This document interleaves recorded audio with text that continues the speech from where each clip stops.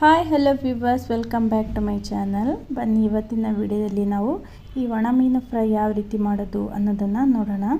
ಈ ಜೋಳದ ರೊಟ್ಟಿಗಂತೂ ಹೇಳಿ ಮಾಡಿಸಿದ ಹಾಗೆ ಇರುತ್ತೆ ಈ ಒಣ ಮೀನು ಫ್ರೈ. ಅಷ್ಟು ರುಚಿಯಾಗಿ 2 ರೊಟ್ಟಿ ತಿನ್ನೋರು 4 ರೊಟ್ಟಿ ತಿಂತಾರೆ, ಅಷ್ಟು ಟೇಸ್ಟಿಯಾಗಿ ತುಂಬಾ ಚೆನ್ನಾಗಿ ಬರುತ್ತೆ. ಒಮ್ಮೆ ಈ ರೀತಿ ಟ್ರೈ ಮಾಡಿ ನೋಡಿ. ರೊಟ್ಟಿ ಏನಾದರೂ ಪಲ್ಯ ಮಾಡೋದಿದ್ದರೆ ಈ ರೀತಿ ಒಮ್ಮೆ ಟ್ರೈ ಮಾಡಿ ನೋಡಿ, ತುಂಬಾ ಚೆನ್ನಾಗಿ ಬರುತ್ತೆ.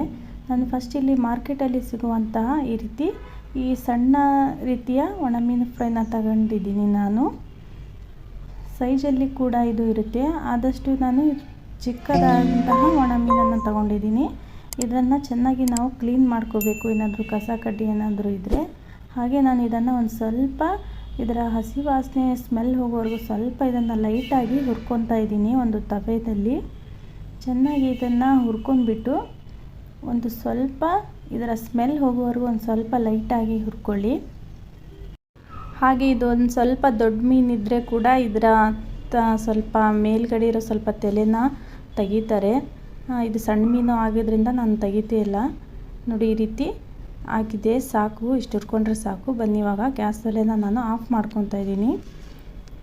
ಇದು ತಣ್ಣಗಾಗೋವರೆಗೂ ನಾವು ಫಸ್ಟ್ ಇಲ್ಲಿ 4 ಈರುಳ್ಳಿನ ಆದಷ್ಟು ನಿಮ್ಮ ಹತ್ರ ಈ ಆನಿಯನ್ ಚಾಪರ್ ಇದ್ದರೆ ಈ ರೀತಿ ಸಣ್ಣದಾಗಿ ಈ ರೀತಿ ಕಟ್ ಮಾಡ್ಕೊಳ್ಳಿ. ಆದಷ್ಟು ನಾನು ಈ ರೀತಿ ಇದನ್ನು ಒಂದು 3ರಿಂದ 4 ಸಾರಿ ನಾವು ಇದನ್ನು ನೀರಲ್ಲಿ ವಾಶ್ ಮಾಡಿಬಿಟ್ಟು ನಾವು ಇದನ್ನು ಸೋಯಿಸ್ಕೊಳ್ಳೋಕ್ಕೆ ಇಟ್ಕೋಬೇಕು. ಈ ರೀತಿ ಜರಡಿ ಇದ್ದರೆ ಈ ರೀತಿ ಜರಡಿಯಲ್ಲಿ ಹಾಕಿ ಚೆನ್ನಾಗಿ ವಾಶ್ ಮಾಡಿಕೊಂಡು ಇದರಲ್ಲಿರೋ ನೀರು ಕಂಪ್ಲೀಟಾಗಿ ಹೋಗಬೇಕು. ಆ ರೀತಿ ರೆಡಿ ಮಾಡ್ಕೊಳ್ಳಿ. ಹಾಗೆ ನಮ್ಮ ವಿಡಿಯೋ ನಿಮ್ಗೆ ಇಷ್ಟ ಆದರೆ ಲೈಕ್ ಕೊಡೋದನ್ನು ಮರಿಬೇಡಿ. ಹಾಗೆ ಮೊದಲನೇ ಸಲ ನಮ್ಮ ವಿಡಿಯೋ ನೋಡ್ತಾ ಇದ್ದರೆ ಪ್ಲೀಸ್ ನಮ್ಮ ಚಾನಲ್ಗೆ ಫ್ರೀಯಾಗಿ ಸಬ್ಸ್ಕ್ರೈಬ್ ಆಗಿ ಸಪೋರ್ಟ್ ಮಾಡಿ. ನಾನು ಹಾಕೋ ಪ್ರತಿಯೊಂದು ವಿಡಿಯೋ ಕೂಡ ನಿಮಗೆ ಬರುತ್ತೆ, ಎಲ್ಲರಿಗಿಂತ ಮೊದಲು ನೀವು ನೋಡ್ಬೋದು. ಬನ್ನಿ, ಇವಾಗ ಒಂದು ಬಾಣಲೆ ಅಥವಾ ಕಡಾಯಿ ಈ ರೀತಿ ಇಟ್ಕೊಂಡು ಆದಷ್ಟು ಇದಕ್ಕೆ ಅಡುಗೆ ಎಣ್ಣೆನ ಒಂದು ಸ್ವಲ್ಪ ಹಾಕ್ಕೊಳ್ಳಿ. ಜಾಸ್ತಿ ಎಣ್ಣೆ ಇದಕ್ಕೆ ಆಗೋದಿಲ್ಲ, ಸ್ವಲ್ಪ ಎಣ್ಣೆ ಹಾಕಿದರೆ ಸಾಕು. ನಾನೊಂದು ಸ್ವಲ್ಪ ಅಡುಗೆ ಎಣ್ಣೆನ ಹಾಕಿ ಈ ಕಟ್ ಮಾಡಿಕೊಂಡಿರೋ ಈರುಳ್ಳಿನ ನಾನು ಇದಕ್ಕೆ ಸ್ವಲ್ಪ ಎಣ್ಣೆಲಿ ಇದನ್ನು ಸ್ವಲ್ಪ ನಾನು ಫ್ರೈ ಮಾಡ್ಕೊತಾ ಇದ್ದೀನಿ. ಜಾಸ್ತಿ ಫ್ರೈ ಮಾಡ್ಕೊಳ್ಳೋದೇನು ಬೇಡ, ಒಂದು ಸ್ವಲ್ಪ ಎಣ್ಣೆಯಲ್ಲಿ ಈ ರೀತಿ ಫ್ರೈ ಮಾಡಿಕೊಂಡ್ರೆ ಸಾಕು. ನಾನು ಇದಕ್ಕೆ ಹಸಿಮೆಣಸಿನ್ಕಾಯಿ ಸ್ವಲ್ಪ ಜಜ್ಕೊಂಡ್ಬಿಟ್ಟು ಹಾಕ್ಕೊತಾ ಇದ್ದೀನಿ. ಬೇಕಾದರೆ ನೀವು ಹಸಿಮೆಣಸಿನ್ಕಾಯಿನ ಸ್ಕಿಪ್ ಮಾಡಿ ನೀವು ಖಾರದ ಪುಡಿ ಕೂಡ ಹಾಕ್ಕೋಬೋದು. ರುಚಿಗೆ ತಕ್ಕಷ್ಟು ಖಾರದ ಪುಡಿ ಅಥವಾ ಹಸಿಮೆಣಸಿನ್ಕಾಯಿನ ಈ ರೀತಿ ಹಾಕ್ಕೋಬೋದು ನೀವು. ಇದಕ್ಕೆ ನಾನು ಒಂದು ಸ್ವಲ್ಪ ಅರಿಶಿನ ಹಾಕ್ಕೊತಾ ಇದ್ದೀನಿ. ರೊಟ್ಟಿಗಂತೂ ತುಂಬಾ ಚೆನ್ನಾಗಿ ಬರುತ್ತೆ. ನೀವು 2 ದಿನ ಆದರೂ ಇಟ್ಟು ಕೂಡ ತಿನ್ಬೋದು. ಒಂದು ಸ್ವಲ್ಪ ಅರಿಶಿನ ಹಾಗೆ ಒಂದು ಸ್ವಲ್ಪ ರುಚಿಗೆ ತಕ್ಕಷ್ಟು ಉಪ್ಪನ್ನು ಹಾಕ್ಕೊತಾ ಇದ್ದೀನಿ. ಉಪ್ಪನ್ನು ಸ್ವಲ್ಪ ನೋಡಿ ಹಾಕ್ಕೊಳ್ಳಿ. ಆದಷ್ಟು ಒಂದು ಸ್ವಲ್ಪ ಉಪ್ಪು ಹಾಕ್ಕೊಂಡ್ರೆ ಸಾಕು. ಹಾಗೆ ನಮ್ಮ ವಿಡಿಯೋ ನಿಮ್ಗೆ ಹೇಗೆ ಅನ್ನಿಸ್ತು ಅನ್ನೋದನ್ನು ಕಾಮೆಂಟ್ ಬಾಕ್ಸಲ್ಲಿ ಹಾಕೋದನ್ನು ಮರಿಬೇಡಿ. ಈ ರೀತಿ ಚೆನ್ನಾಗಿ ಫ್ರೈ ಮಾಡಿಕೊಡಿ. ಈರುಳ್ಳಿ ಸ್ವಲ್ಪ ಎಣ್ಣೆಯಲ್ಲಿ ಈ ರೀತಿ ಫ್ರೈ ಆಗಬೇಕು.